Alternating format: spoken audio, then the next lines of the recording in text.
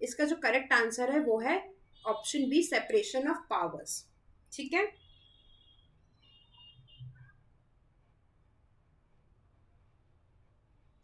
Separation of power जो होता है वो बेसिकली अलग अलग सरकारी शक्तियों, पावर्स को अलग अलग ऑर्गन्स में बांट देता है, ताकि कोई एक ही व्यक्ति या ग्रुप पूरे पावर ना ले सके। ठीक है, हमारे इंडियन कॉन्स्टिट्यूशन में जो सेपरेशन ऑफ पावर्स है वो 3 पिलर्स में डिवाइडेड है।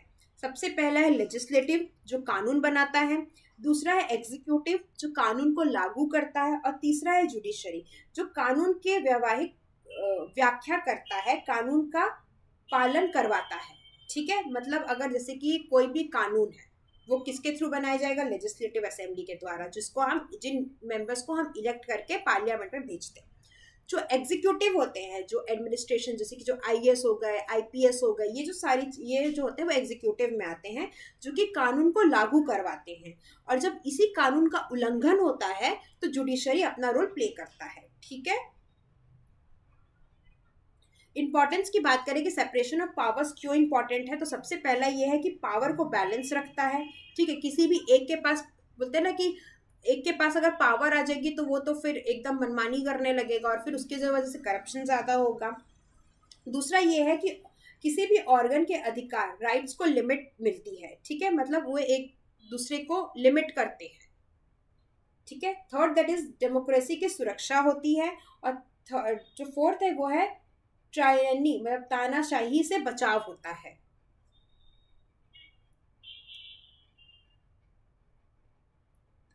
ठीक है, नेक्स्ट क्वेश्चन है वो है which of the following is not a saline feature. इसमें से कौन सा कॉन्स्टिट्यूशन का फीचर नहीं है। सबसे पहला है पार्लियामेंट्री सिस्टम, दूसरा है इंडिपेंडेंट सिस्टम, तीसरा है presidential system, and option D is fundamental system, fundamental rights. इसका जो करेक्ट आंसर है वो है प्रेसिडेंशियल सिस्टम। हमारे इंडियन कॉन्स्टिट्यूशन के थ्रू ये फॉलो नहीं किया जाता है। ठीक है, next is the preamble is justiciable, non justiciable, enforceable and none. जो हमारा कॉन्स्टिट्यूशन, सॉरी, प्रियम्बल है वो क्या है, तो वो है नॉन जस्टिसिएबल है। ठीक है, जब हम प्रियम्बल पढ़ेंगे तो इस टॉपिक को हम डिटेल में पढ़ेंगे। मैं अगला वीडियो इस पर बनाने ही वाली हूँ। Then the words we the people of India signify, we the people of India क्या सिग्निफाई करता है। ठीक है, option A popular sovereignty, option B limited government, option C federalism and option D secularism. इसका जो करेक्ट आंसर वो है popular sovereignty. ठीक है, देन क्वेश्चन नंबर 50।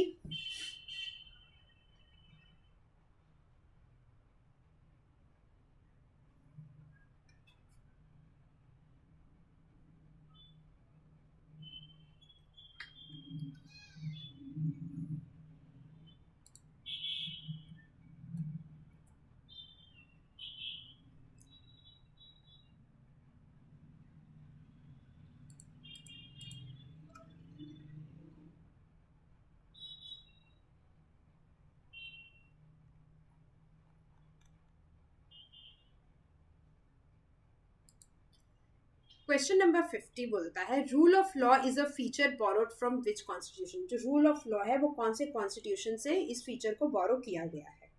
इसका जो करेक्ट आंसर है वो है ब्रिटिश कॉन्स्टिट्यूशन। ब्रिटिशर से हमने ये लिया है। अब रूल ऑफ लॉ होता क्या है,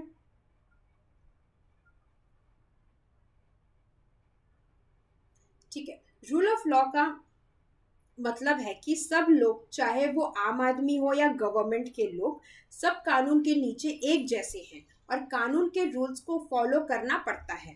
ठीक है, की पॉइंट्स की बात करें तो सबको कानून के समान बराबर समझा जाता है। कोई भी आदमी अथॉरिटी कानून से ऊपर नहीं होता है। गवर्नमेंट भी अपने फैसले कानून के हिसाब से ही लेती है। गवर्नमेंट आर्बिट्रेरी पावर अलाउड नहीं होती है और जस्टिस सबको मिलना चाहिए बिना किसी भेदभाव के। ठीक है, हमारा जो रूल ऑफ लॉ है वो आर्टिकल 14 के थ्रू बात करता है। ठीक है, इंडिया के कॉन्स्टिट्यूशन में रूल ऑफ लॉ एक बेसिक प्रिंसिपल है। ठीक है, article 14 right to equality rule of law का एक सबसे इंपॉर्टेंट हिस्सा है, जो कि equality before law. Justice ensures कि गवर्नमेंट के सब एक्शंस कानून के अकॉर्डिंग ही हो।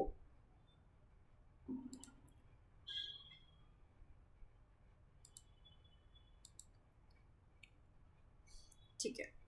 नेक्स्ट है the preamble of the Indian constitution declares India to B.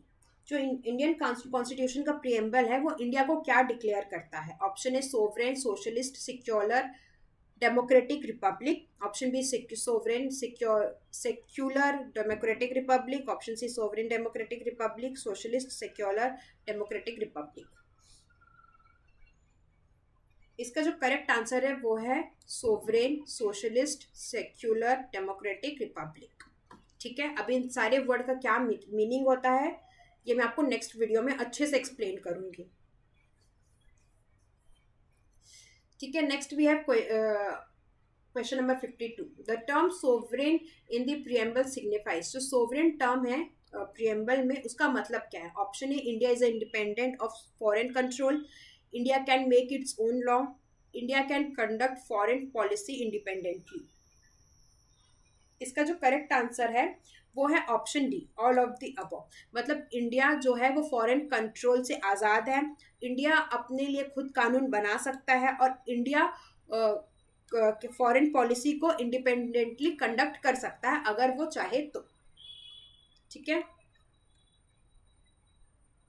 Question number 53। Socialist was added to the preamble by. Socialist जो वर्ड है वो प्रियम्बल में कौन से अमेंडमेंट एक्ट के थ्रू ऐड किया गया था? तो इसके लिए हमने पहले भी बात कर चुके हैं कि एक ही अमेंडमेंट हुआ है जिसमें प्रियम्बल में अमेंड किया है, वो है option A 42nd amendment act 1946।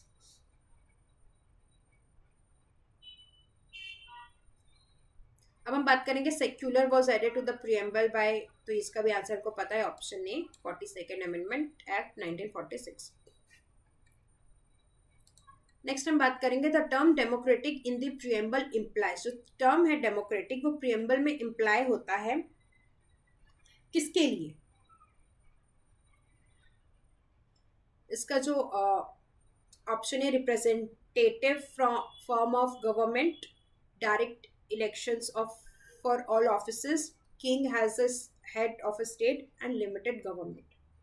इसका जो करेक्ट आंसर है वो है ऑप्शन डी, सॉरी सो इसका जो आंसर है वो है option a representative form of government. कि जो हमारे जो इंडिया का जो गवर्नमेंट है वो रिप्रेजेंटेटिव फॉर्म ऑफ गवर्नमेंट है। The term republic in the preamble signifies. जो टर्म है रिपब्लिक वो प्रियम्बल में क्या सिग्निफाई करता है? Option A head of a state is elected, hereditary monarchy, government of by elite. Option D federalism. तो इसका जो करेक्ट आंसर है वो है option A head of a state is elected. ठीक है, preamble of the constitution is justiciable, non justiciable, both A and B and none. ये भी हमने पहले डिस्कस कर ही लिया है, जिसका आंसर है ऑप्शन बी नॉन जस्टिशिएबल। ठीक है, हम जब प्रियम्बल पढ़ेंगे तो हम इसको अच्छे से डिस्कस करेंगे। The preamble reflects the objectives of the constitution, powers of the president, structure of the parliament, powers of the judiciary.